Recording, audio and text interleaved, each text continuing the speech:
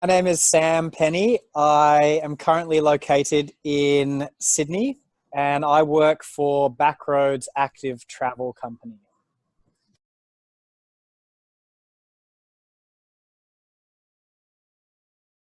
Being in the travel tourism industry, it's had a pretty profound impact on my job and the job of many people, given that we run this all over the world.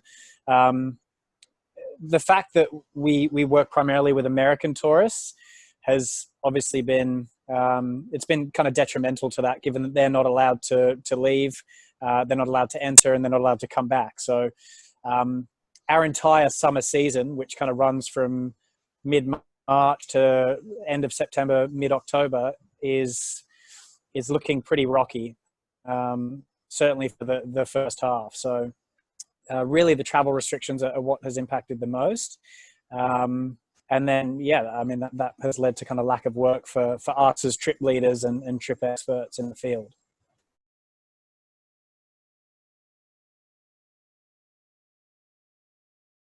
Lack of work for me is hitting me harder than I thought it would. There's only so much downtime you can kind of endure before it comes almost a burden.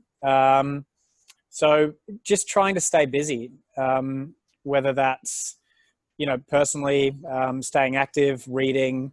I'm doing a lot of job hunting at the moment. So through recruitment agencies, recruiters, and just kind of online work, but having very little luck doing that, and looking outside of my current industry. So that's a challenge as well, is knowing what I want to do. I love my job currently.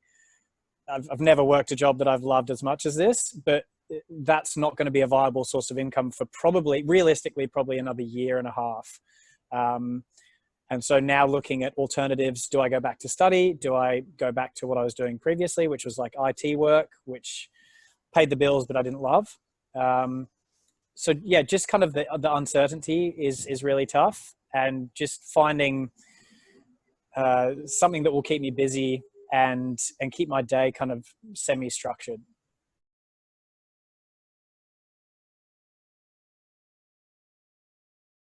I mean, it's a pretty interesting model where we actually live with our colleagues in these, they call them leader houses, that are located all over the world. So when we're not actually on a trip with guests and we're not guest facing, we're staying in these houses in these beautiful parts of the world with a group of people. So they are your colleagues, but they're also your housemates. And so the bond you form is exceptionally tight. And I mean, I miss them like family. It's crazy because it's not, you're living with them all the time. It's not just you see them at work, but you're cooking family meals with them. You're going out on hikes with them. You're adventuring, exploring the area. So you get to know them exceptionally well.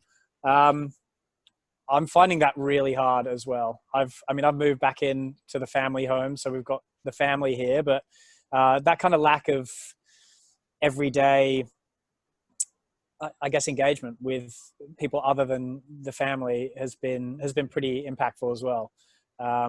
So keeping in touch via WhatsApp, message, call, FaceTimes, that type of thing. But yeah, that has been pretty profound.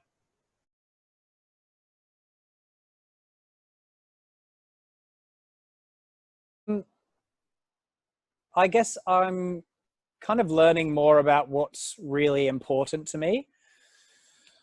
Um, and that human connection is probably the key there. I'm taking notes on this, kind of not journaling, but just making notes on what is really important to me personally and professionally, so that I can make the right choices moving forward from here, so that I'm not just kind of wasting the next 6 or 8 months, either twiddling my thumbs or doing casual jobs just in between. So trying to kind of progress or learn as well. So yeah, I guess in terms of kind of specifics there, just trying to keep a grasp of what it is that's important to me, which is, and probably that kind of human connection and working with people, be it colleagues or clients, is probably kind of key to that.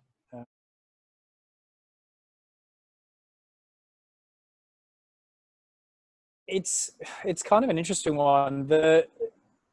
Because what I would be looking at doing, at least in the short term, for work, is going back to that remote working model. If I were to join a company or a corporation, as I had been working before, I would be doing it remotely. So, whilst I'd have an idea of what that entails and some kind of clue in as to how to structure my day and make sure that I wasn't feeling isolated or kind of separated from the wider team, it's not what I like to do, and it's not what I enjoy.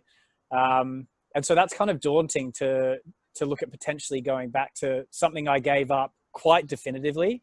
I had a one particular day in that company I'd worked for prior, where I'd had it, that was enough. And I had then decided to go and pursue alternative means of employment, which is where I then found this current company.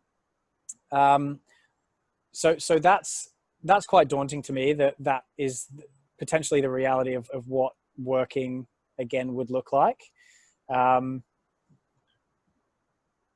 But yeah, I've also kind of learned, I've done some laboring jobs and picked up casual things in between, and realized that I quite like working, in a physical environment where you're working with your hands and you're kind of seeing the fruits of your labor, I guess, kind of come to fruition throughout a day or across a week.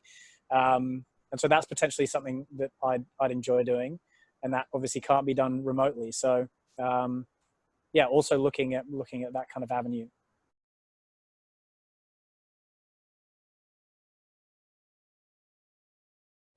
I think that for a time, it like the social distancing thing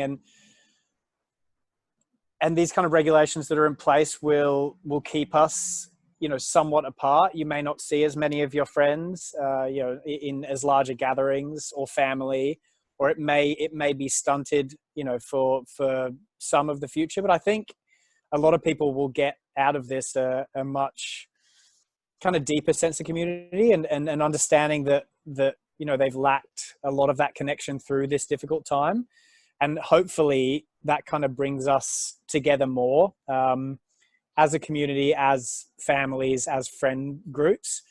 I can speak personally on that. I've got a bit of a reputation for flaking on plans and the like, because I struggle to say no to things. I will say, yes, I want to do that. I also want to do that. And will spread myself too thinly, oftentimes, and then have to choose something to do while letting down, other groups of friends.